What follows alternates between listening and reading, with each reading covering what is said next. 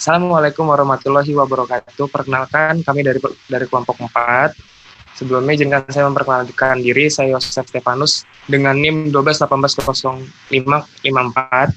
Lalu ada teman saya, Muhammad Faisal Korni dengan NIM 12180561. Dan perkenalkan, saya namanya Muhammad Taufik dengan NIM 121800534. Dan perkenalkan, nama saya Muhammad Iqbal Satrio dengan NIM 12180569. dan di sini kami akan mempresentasikan di pertemuan 13 yaitu antarmuka masa depan. Interaksi manusia dan komputer memiliki 3 fase perkembangan, yaitu era mainframe, yaitu di tahun 1960-an, yang komputer itu masih banyak digunakan komputer pertama. Lalu ada di era PC, yaitu di tahun 1980-an, komputer pertama dan user pertama. Lalu ada era mobile, yaitu dari tahun 2000-an, beberapa komputer per user. Kemudian apabila dilihat dari evolusi antarmuka yang terjadi sekarang, itu bisa dibagikan menjadi 6 fase, yaitu pertama adalah tahun 50-an, yaitu adalah antarmuka pada tingkatan hardware untuk teknik, contoh sepertinya switch panel. Lalu fase kedua yaitu adalah tahun 60-an dan 70-an, 60-an sampai 70-an, yaitu antarmuka pada tingkatan pemrograman, contoh seperti COBOL dan Fortran. Lalu di fase ketiga dari tahun 70-an sampai 90-an, yaitu antarmuka pada tingkatan instruksi. Lalu ada juga di fase keempat yang terjadi pada tahun 80-an, yang dimana antarmuka pada tingkatan dialog interaksi, contohnya GUI dan multimedia. Dan lalu ada juga di tahun kelima, yaitu di 90-an, antarmuka pada tingkatan lingkungan kerja, contoh seperti sistem network groupware. Lalu di fase terakhir adalah di tahun 2000-an, sekarang antarmuka berkembang luas ke arah sistem interaktif. Dan user interface di masa depan akan meningkatkan pada unsur audio, seperti animasi objek, 3D, hingga UI modern pada realitas maya. Untuk perkembangan sendiri, yaitu integritas UI lebih banyak menggunakan orientasi objek daripada pengolahan fungsi. Yang pertama adalah teknologi holografik. Teknologi holografik merupakan teknologi yang menggunakan hologram untuk menampilkan outputnya. Lalu di kedua adalah feature gadget. Feature gadget merupakan masa depan dari gadget yang ada di masa sekarang. Tentunya akan sangat berbeda dan sangat lebih canggih lagi. Lalu ada di ketiga adalah teknologi digital. Teknologi digital merupakan perkembangan digital di mana di masa depan sekarang seperti TV, kertas, lemari es, hanya dapat digunakan sebagaimana fungsinya. Di masa depan benda-benda tersebut akan memiliki banyak fungsi. Selanjutnya akan dilanjutin sama saya 4.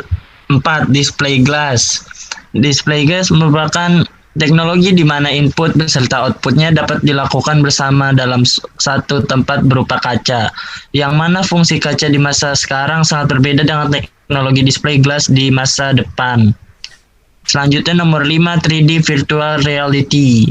3D virtual reality yaitu sebuah interaksi yang memberikan suatu bentuk seakan-akan user ada di dalam komputer atau perwujudan interaksi dunia nyata ke dalam dunia maya. Interaksi ini digunakan pada game 3D seperti game The Sims. Yang keenam, sensing effect. Di waktu abad 20-an, komputer telah bisa memahami pengaruh dari lingkungan, misalnya merasakan suhu, mendengar suara, melihat lingkungan.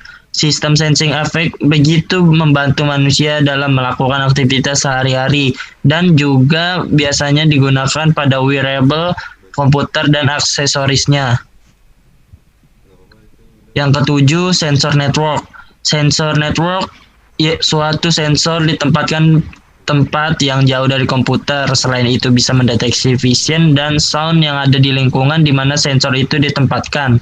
Aspek dari perkembangan teknologi jaringan komputer sistem wireless dan peralatan yang menggunakan sensor network sering digunakan untuk aktivitas mata-mata.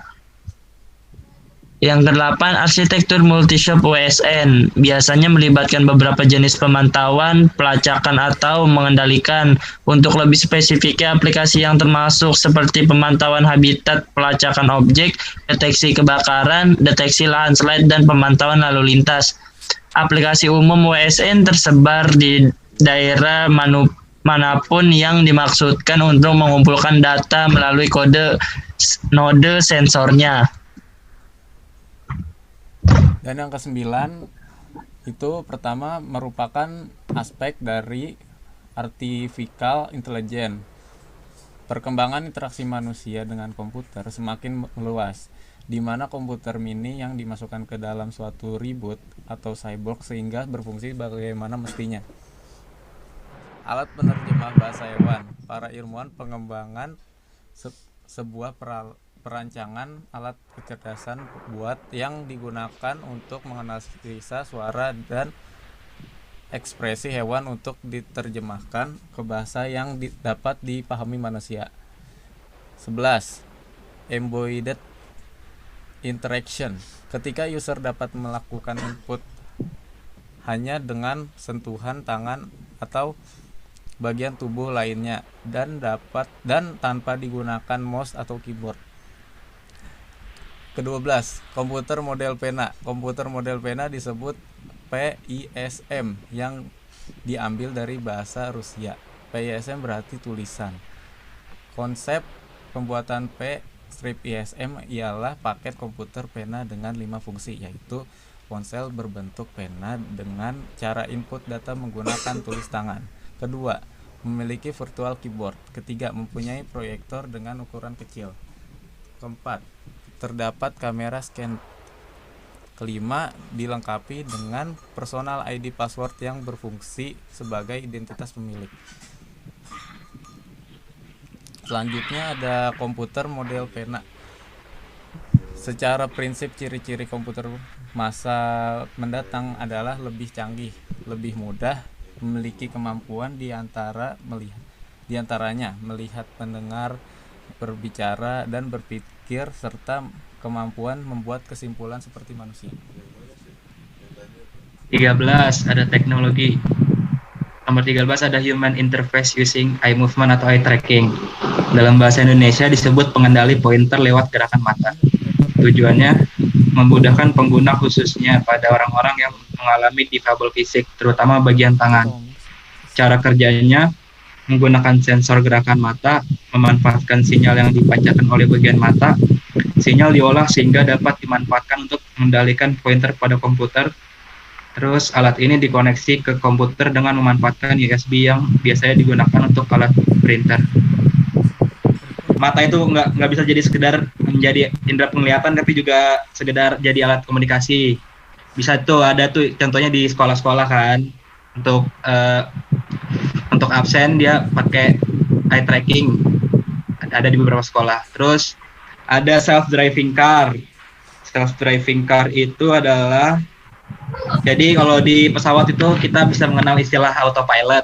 Nah, di self-driving car ini di dalam pengembangannya juga bakal disuguhi sistem autopilot seperti di pesawat-pesawat, namun bedanya di otomotif mobil. Nah, dalam pengembangannya ini diupdate perkembangannya sama perusahaan Tesla. Terus 15 itu ada tablet keping. Tablet dengan bentuk tidak satu kesatuan yang utuh, melainkan terdiri dari banyak keping-keping. Setiap kepingan memiliki prosesor dan sumber daya tersendiri.